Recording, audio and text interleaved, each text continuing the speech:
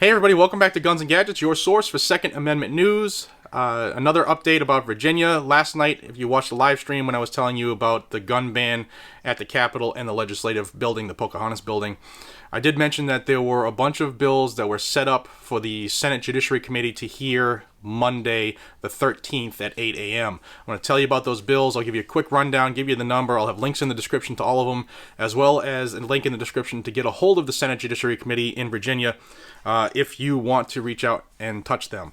So if you can make it Monday at 8 a.m., please do. I realize people have jobs. Those of us who, are law-abiding gun owners typically work, and most places are open during business hours. However, it's vitally important if you can get there so that you can try to stop this in its infancy. It can still be stopped. Doesn't mean this is going through, but silence is acceptance in their eyes. So if you can get there, get there. The location is the General Assembly Building, Senate Room A at 9th and Main Street in Richmond, Virginia. Again, 8 o'clock, and that link will be down below. Okay, there are 10 bills to be heard Monday. Just for the anti-gun stuff, there are a lot more bills scheduled, but I'll tell you about the 10 that we're concerned about, and let's start out here. SB 12, it's the Universal Background Check bill. I'll have, like I said, links down below. This looks to stop transfers from private citizens. There are a couple exemptions, but this bill, they want it so bad, they actually submitted it twice. I'll tell you the other one in a couple minutes. But this would require background checks for any firearms transfer and require the Department of State Police to establish a process, which they don't have, which means it would hold this up for transfers of firearms to obtain such a check, blah, blah, blah. SB 12. SB 22 is the one handgun a month bill. This would limit any person who is not a licensed firearm dealer from purchasing more than one handgun in a 30-day period, and if you did, you're a criminal. A couple other exemptions, you don't care about them, neither do I, because it shouldn't be done. SB 22. SB 35. This would ban guns from parades or marches, etc. This would authorize any local ordinance to prohibit the possession or carrying of firearms, ammunition, or any component or any combination thereof from anything that would require a permit or that was permitted for a parade, etc. Okay, SB 35. SB 69 is another one handgun a month ban. Again, 30-day window, one handgun, criminal if you do it any other way. SB 70, another universal background check. This one's just from a different clown in the Senate. Same deal, looks to make person-to-person private gun sales illegal.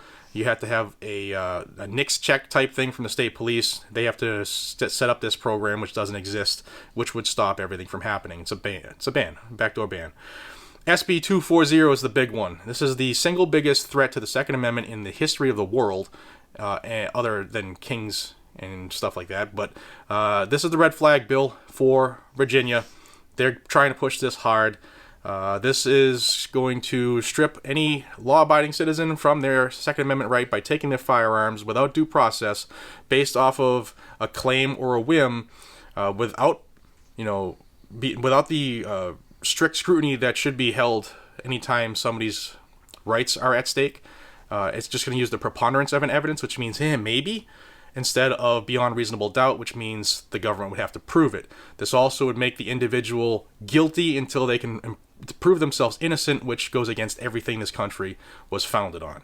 That's the red flag. Violates all kinds of our constitutionally guaranteed rights. If you don't know about it, maybe you're getting new to this advocacy stuff, I'll have a link above for my red flag bills videos. You can watch those and you're going to get caught up quick. So that is SB 240, the red flag bill. SB 450 would ban guns at Board of Supervisors meetings or City Council meetings. It would allow localities to stop people from bringing firearms, ammunition, or components of or any combination thereof to any regular or special meeting of its local governing body. SB 450. SB 505 would ban guns in local government buildings. So you see what we're trying to do. We're going to ban them in the Capitol now. We're banning them in the Legislature's building. We're going to ban them at parades. We're going to ban them at supervisors meetings, city council meetings. Now we're going to ban them in local government buildings. This would authorize the locality to adopt an ordinance prohibiting firearms, ammunition, or components or a combination thereof in any building owned or used by such locality for governmental purposes.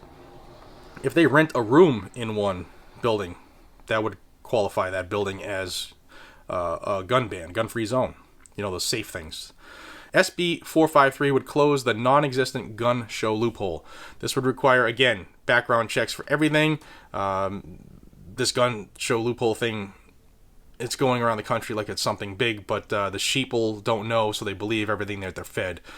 This would stop person-to-person sales at gun shows. And the last one, but not least, there are more bills, just not on the schedule yet.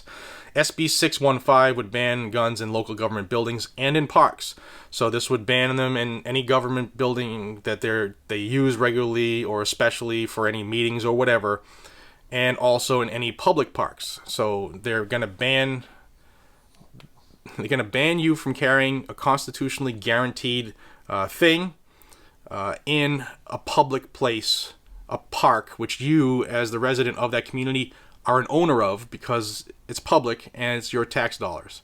So they're going to tell you can't carry your stuff in something that you are a part owner of. It's amazing how these people work, but it shows you how scared they are because you, Virginia, you're standing up for your rights. Don't let down.